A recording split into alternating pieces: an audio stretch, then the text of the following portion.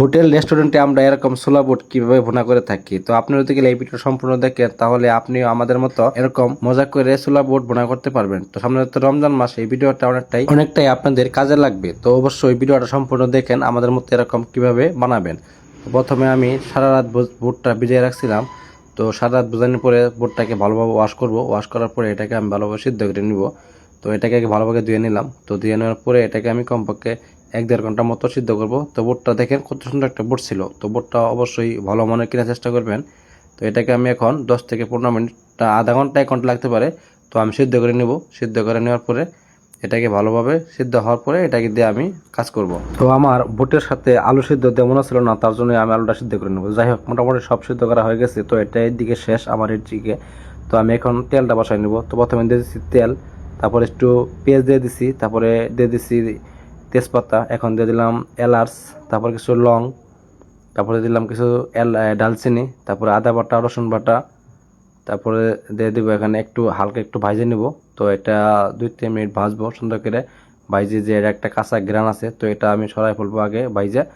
তারপরে আমি দিয়ে দিলাম একটু হলুদের গুঁড়া 1 চামচ, তারপর দিয়ে দিলাম 2 চামচের মতো মরিচের গুঁড়া, তারপর দিয়ে দিলাম 1 চামচের মতো গরম মশলা, 1 চামচের মতো ধনিয়ার গুঁড়া, 1 চামচের মতো জিরের গুঁড়া। তো সব কিছু দেওয়ার পরে দিয়ে দিলাম কাঁচা মরিচটা, তারপরে দিলাম স্বাদ মতো একটু লবণ।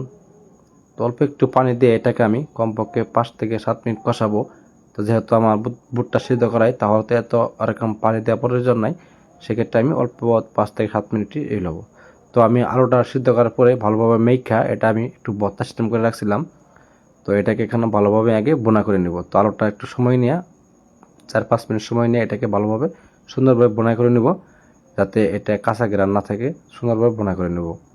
তো এটা একটু সময় নিয়ে বোনা করবেন, যাতে বোনাটা কিন্তু বোর্ডের সাথে মিক্স হয়ে এটা বোর্ডের স্বাদ বাড়াবে। তো যাই হোক, এটা আমি একটু সময় নিয়ে টাইম নিয়ে এটা আমি ভালোভাবে বোনা করে নিব। তো বোনা করার পরে এটা আমি যেখানে আমি দিয়ে দেবো যে আমি সিদ্ধ করে রাখছিলাম বুটটা। তো সিদ্ধ করার পরে এই বুটটা আমি এখানে দিয়ে দিলাম। তো এটাকে আমি ভালোভাবে মিক্স করে নেব, সম্পূর্ণ বুটের সাথে মশলাটা মিক্স করে নেব। তো ভালোভাবে মিক্স করবেন যাতে সবগুলা উপকরণ মশলা একদম বুটের সাথে অ্যাডজাস্ট হয়ে যায়। তার জন্য একটু ভালো করে সময় নিয়ে ভালো করে নাড়াচাড়া করে এটাকে আমি কমপক্ষে 2-3 মিনিট এটা এইভাবেই নাড়াচাড়ি করে এটাকে আমি ঠিক করে নেব।